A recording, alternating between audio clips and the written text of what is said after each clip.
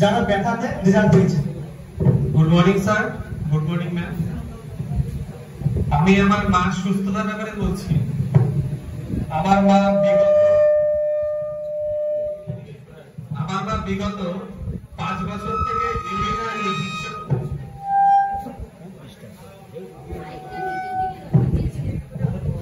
আমার মা বিগত 5 বছর থেকে ইউরিনারি ইনফেকশনে ভুগছিল। আমি বহু জায়গাতে ডাক্তার দেখাইছি, আর কোনোভাবেই সুস্থতা পাইনি।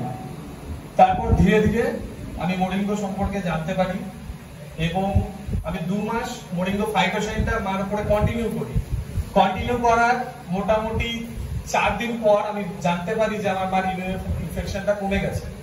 আর আমার মা সুগারের পেশেন্ট ছিল, 160 সুগার ছিল।